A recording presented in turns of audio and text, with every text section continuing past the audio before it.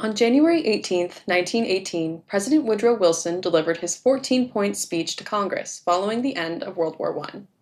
Wilson and his speech notoriously laid the foundation of the liberal international order.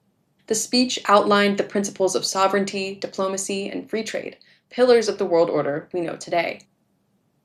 As distinguished as the 14-point speech is, few know that 9 of Wilson's 14 points were directly inspired by the civil society work of a woman named Jane Addams. Addams was the 1931 Nobel Peace Laureate and was an activist dedicated to pacifism and women's suffrage. Despite this work, her key role in establishing the 14 points is largely unknown. Although Wilson nominated Addams for the Nobel Prize, history attributes the vision of peace to Wilson alone. This International Women's Month coincides with the 250th anniversary of the United States of America. As such, we remember and honor the often overlooked contributions of women throughout America's history. Addams is far from the only woman whose praises go unsung for their significant contributions to pivotal historical events. For centuries, women like Addams have contributed to critical social, scientific, and political developments, but were excluded from historical retellings. Contemporary efforts to restore women's places in historical narratives require the consideration of how we view history itself. It is not just who is remembered, but how we remember history. Just like individual women are often foregone, so is a gendered lens for historical analysis. Welcome to the New Lines Institute for Strategy and Policy's video series, Gender is Everywhere, where we unpack how gendered norms in daily life and political discourse influence foreign policy. In this installment, we draw on academic research, historical patterns, and gender stereotypes to examine how a gendered approach to historical analysis can provide critical insight into historical events. This insight can be used to inform our understanding of current events, enabling us to more comprehensively address the issues shaping foreign affairs today.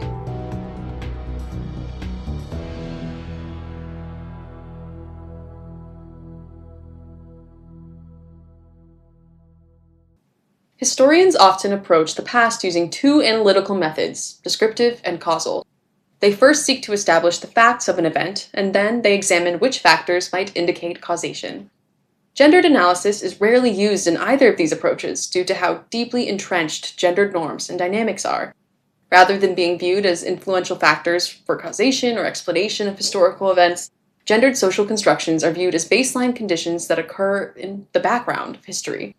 History is typically defined by war and politics, realms of inquiry that traditional gender conceptions position as masculine. Gender itself, on the other hand, is connoted as synonymous with women and femininity. As a result, gender and history are isolated into their own respective spheres, leaving a gap in historical retellings and analytical thought processes. The traditional conflation of gender with biological sex also contributes to this gap. By focusing on the actions of individual men and women, historical analysis often overlooks the role that gendered norms such as masculinity and femininity play in shaping power. Limiting historical inclusion of gender to the actions of individual men and women obscures the influence of the more theoretical, more influential dynamics of masculinity and femininity. The study of men's roles versus women's roles in history minimizes the formidable role that gender norms play in shaping the dynamics of power. Like social class and race, gender norms structure how power is distributed. Power is traditionally coded as masculine and withheld from those associated with femininity.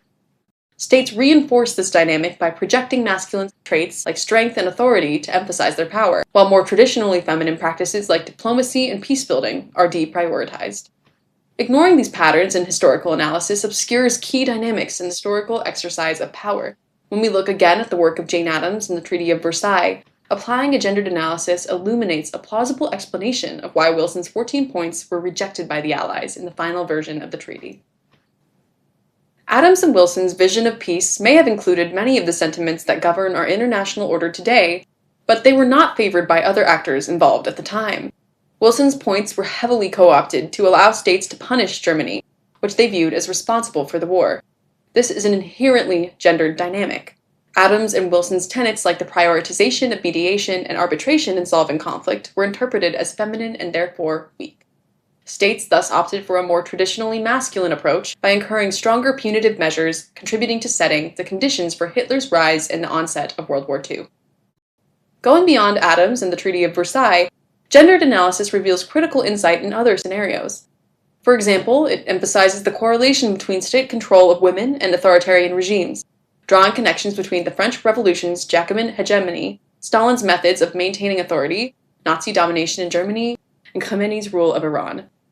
Each of these authoritarian regimes used strict repression of women as a source of legitimacy. Without a gendered analysis, the subordination of women would be viewed as a cursory social standard, not an important precondition for authoritarian rule. Gendered analysis thus provides current policymakers with an important pattern for consideration, made even more relevant by contemporary governments' trends of increasing control over women. In conclusion, incorporating gender into history must be a two-pronged endeavor. This begins by appropriately recognizing women for laying the foundation for today's sociopolitical conditions.